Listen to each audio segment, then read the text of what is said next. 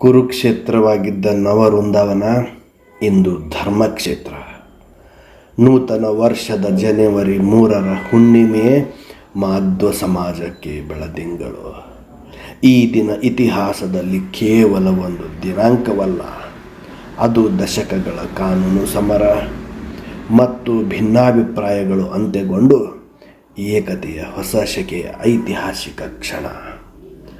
ತುಂಗಭದ್ರಾ ನದಿ ಸುತ್ತುವರಿದ ನವವೃಂದಾವನ ಗಡ್ಡೆ ಅಂದರೆ ಆನೆಗುಂದಿ ಮಾಧ್ವ ಸಮುದಾಯಕ್ಕೆ ಅತ್ಯಂತ ಪವಿತ್ರವಾದ ಸ್ಥಳ.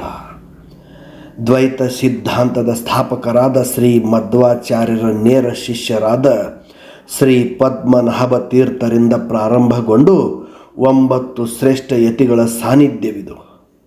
ಶ್ರೀ ಪದ್ಮನಾಭ ತೀರ್ಥರು ಸೇರಿದಂತೆ ಇಲ್ಲಿನ ಕೆಲವು ಯತಿಗಳ ಆರಾಧನೆಯ ಹಕ್ಕು ಯಾರಿಗೆ ಸೇರಿದ್ದು ಎಂಬ ವಿಷಯದಲ್ಲಿ ಶ್ರೀ ಉತ್ತರಾದಿ ಮಠ ಮತ್ತು ಶ್ರೀ ರಾಘವೇಂದ್ರ ಸ್ವಾಮಿಗಳ ಮಠದ ನಡುವೆ ದಶಕಗಳಿಂದ ಭಿನ್ನ ಅಭಿಪ್ರಾಯವಿತ್ತು.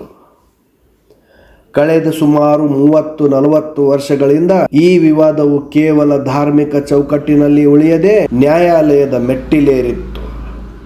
ಆರಾಧನೆಯ ಸಮಯ ಹತ್ತಿರ ಬಂದಾಗಲೆಲ್ಲ ಈ ಬಾರಿ ಪೂಜೆ ಮಾಡುವವರು ಯಾರು ಮೊದಲು ಯಾರು ನಂತರ ಎಂಬ ಪ್ರಶ್ನೆ ಮೂಡುತ್ತಿತ್ತು. ಪ್ರತಿ ವರ್ಷವೂ ಸ್ಥಳೀಯ ನ್ಯಾಯಾಲಯ ಅಥವಾ ಹೈಕೋರ್ಟ್ ಮೆಟ್ಟಿಲೇರಿ ಕೋರ್ಟ್ ಆರ್ಡರ್ ಪಾಲನೆಯಂತೆಯೇ ಆರಾಧನೆ ಮಾಡುವುದು ಅನಿವಾರ್ಯವಾಗಿತ್ತು. ಅತ್ಯಂತ ಶಾಂತಿ, ಸೌಹಾರ್ದತೆ, ಭಕ್ತಿ ಮತ್ತು ಸಂಭ್ರಮದಿಂದ ನಡೆಯಬೇಕಿದ್ದ ಆರಾಧನಾ ಮಹೋತ್ಸವಗಳು ಪೊಲೀಸ್ ಕಾವಲಿನಲ್ಲಿ ಕಂದಾಯ ಇಲಾಖೆಯ ಮರ್ಜಿಯಲ್ಲಿ ನಡೆಯುತ್ತಿದ್ದವು. ಇದು ಉಭಯ ಮಠಗಳ ಲಕ್ಷಾಂತರ ಭಕ್ತರಿಗೆ ಮಾನಸಿಕವಾಗಿ ಮತ್ತು ಭಾವನಾತ್ಮಕವಾಗಿ ಬಹಳ ನೋವುಂಟು ಮಾಡುತ್ತಿತ್ತು. ಈ ವಿವಾದವನ್ನು ಕೇವಲ ಕಾನೂನಿನ ಮೂಲಕ ಬಗೆಹರಿಸಿಕೊಳ್ಳುವುದಕ್ಕಿಂತ ಪರಸ್ಪರ ಮಾತುಕತೆಯಿಂದ ಬಗೆಹರಿಸಿಕೊಳ್ಳಲು ಭಾರತದ ಸರ್ವೋಚ್ಚ ನ್ಯಾಯಾಲಯ ಸಲಹೆ ನೀಡಿತ್ತು. ಈ ನಿಟ್ಟಿನಲ್ಲಿ ಸರ್ವೋಚ್ಚ ನ್ಯಾಯಾಲಯದ ನಿವೃತ್ತ ನ್ಯಾಯಾಧೀಶರಾದ ಸಂಜಯ್ ಕಿಶನ್ ಕೌಲ್ ಅವರ ನೇತೃತ್ವದಲ್ಲಿ ಸಂದಾಯ ಸಮಿತಿಯನ್ನು ರಚಿಸಲಾಯಿತು.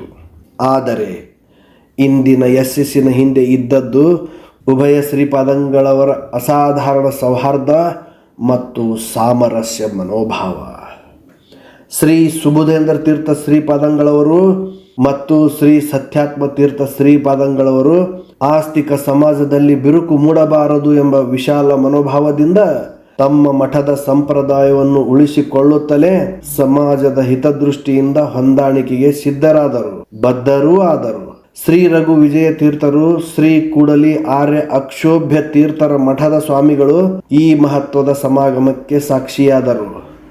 ಈ ಮಹತ್ವದ ಸಂಧಾನದ ತಿರುಳು ಪರ್ಯಾಯ ವ್ಯವಸ್ಥೆ ಉಡುಪಿಯ ಅಷ್ಟಮಠಗಳಲ್ಲಿ ಇರುವಂತೆ ಇನ್ನು ಮುಂದೆ ನವವೃಂದಾವನ ಗಡ್ಡೆಯಲ್ಲಿರುವ ಶ್ರೀ ಪದ್ಮನಾಭ ತೀರ್ಥರ ಆರಾಧನೆಯನ್ನು ಉಭಯ ಮಠದವರು ಸರದಿಯ ಮೇಲೆ ರೊಟೇಷನ್ ನಡೆಸಲಿದ್ದಾರೆ. ಇದರಿಂದಾಗಿ ಕಾನೂನು ಸಮರಕ್ಕೆ ಶಾಶ್ವತವಾದ ಇತಿಶ್ರೀ ಹಾಡಲಾಗಿದೆ. ಬಾಕಿ ಉಳಿದಿರುವ ಇತರ ವ್ಯಾಜ್ಯ ವಿವಾದಗಳನ್ನು ಕೂಡಲೇ ನ್ಯಾಯಾಲಯದ ಹೊರಗಡೆ ಮಾತುಕತೆಯ ಮೂಲಕವೇ ಬಗೆಹರಿಸಿಕೊಳ್ಳಲು ನಿರ್ಧಾರ ಕೈಗೊಳ್ಳಲಾಗಿದೆ. ಈ ನಿರ್ಧಾರವು ಮಾಧ್ವ ಸಮಾಜದಲ್ಲಿ ಕ್ರಾಂತಿಕಾರಿ ಬದಲಾವಣೆಯನ್ನು ತರಲಿದೆ. ಭಕ್ತರಲ್ಲಿ ಇದ್ದ ನಾವು ನೀವು ಎಂಬ ಭೇದ ಭಾವ ಕಡಿಮೆಯಾಗಿ ನಾವೆಲ್ಲರೂ ಒಂದೇ, ನಾವೆಲ್ಲರೂ ಮಾಧ್ವರು ಎಂಬ ಏಕತೆಯ ಭಾವ ಮೂಡುತ್ತದೆ. ಧರ್ಮದ ಹೆಸರಿನಲ್ಲಿ ಜಗಳವಾಡುವುದಕ್ಕಿಂತ ತ್ಯಾಗ ಮತ್ತು ಹೊಂದಾಣಿಕೆಯಿಂದ ದೊಡ್ಡ ಸಮಸ್ಯೆಗಳನ್ನು ಬಗೆಹರಿಸಬಹುದು ಎಂಬುದನ್ನು ಯತಿಗಳು ತೋರಿಸಿಕೊಟ್ಟಿದ್ದಾರೆ. ನವವೃಂದಾವನ ಗಡ್ಡೆಯಂಥ ಪವಿತ್ರ ಕ್ಷೇತ್ರದಲ್ಲಿ ಇನ್ನು ಮುಂದೆ ಶಾಂತಿ, ಭಕ್ತಿ ಮತ್ತು ಪವಿತ್ರ ದೈವಿಕ ವಾತಾವರಣ ನೆಲೆಸಲಿದೆ. ವ್ಯರ್ಥವಾಗುತ್ತಿದ್ದ ಸಮಯ, ಹಣ ಮತ್ತು ಶಕ್ತಿಯನ್ನು ಇನ್ನು ಮುಂದೆ ಸಮಾಜ ಸೇವೆ, ಜ್ಞಾನ ಪ್ರಸಾರ ಮತ್ತು ಸಂಶೋಧನೆಗೆ ಬಳಸಿಕೊಳ್ಳಲು ಉಭಯ ಮಠಗಳಿಗೆ ಸಾಧ್ಯವಾದಂತಾಗಿದೆ. ಮಾಧ್ವ ಸಿದ್ಧಾಂತದ ಮೂಲ ಮಂತ್ರವೇ ಹರಿ ಸರ್ವೋತ್ತಮ, ವಾಯು ಜೀವೋತ್ತಮ.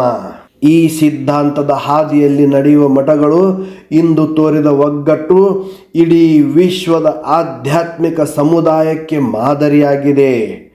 ಈ ಘಟನೆಯು ಕೇವಲ ಒಂದು ಒಪ್ಪಂದವಲ್ಲ, ಇದು ಸಾವಿರಾರು ವರ್ಷಗಳ ಇತಿಹಾಸವಿರುವ ಸನಾತನ ಧರ್ಮದ ಪರಂಪರೆಯಲ್ಲಿ ಶಾಂತಿ ಮತ್ತು ಪ್ರೀತಿಯನ್ನು ಮತ್ತೊಮ್ಮೆ ಗಟ್ಟಿಗೊಳಿಸುವ ಸುವರ್ಣ ಕ್ಷಣ. ಈ ಸೌಹಾರ್ದ ಸಮಾಗಮವು ಮುಂದಿನ ತಲೆಮಾರುಗಳಿಗೆ ಧರ್ಮಾಚರಣೆ ಮತ್ತು ಸಮುದಾಯ ಸಂಘಟನೆಗೆ ದಿಕ್ಸೂಚಿಯಾಗಲಿ ಎಂದು ಆಶಿಸೋಣ.